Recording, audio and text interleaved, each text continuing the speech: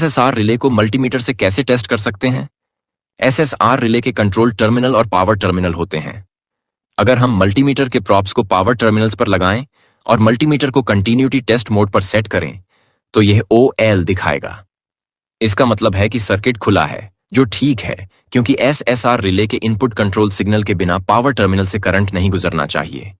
अब अगर हम एसएसआर से 24 वोल्ट की पावर सप्लाई कनेक्ट करें और इसे ऑन करें, तो एसएसआर के ऑन इंडिकेशन LED जल उठती है और एसएसआर रिले अपने अंदर के इलेक्ट्रॉनिक हिस्से से करंट पास करना शुरू कर देता है।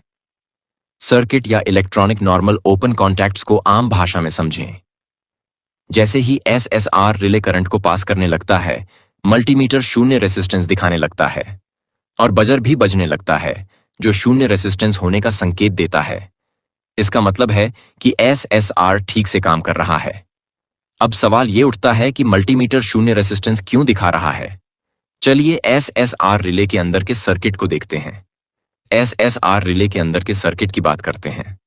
अगर हम इसके इनपुट कंट्रोल कॉन्टैक्ट्स पर 24 वोल्ट डीसी लगाते हैं, तो डीसी करंट इसके ऑप्टो आइसोलेटर से होकर गुजरेगा और इसका अंदर वाला फोटो DIAC ऑन हो जाएगा, जो TRAIC के गेट को ट्रिगर करता है और TRAIC करंट को कंडक्ट करने लगता है। चूंकि मीटर के प्रॉप्स में लगभग 1.5 वोल्ट होता है, इसलिए इससे करंट एसएसआर रिले के TRAIC से होकर फ्लो करता है।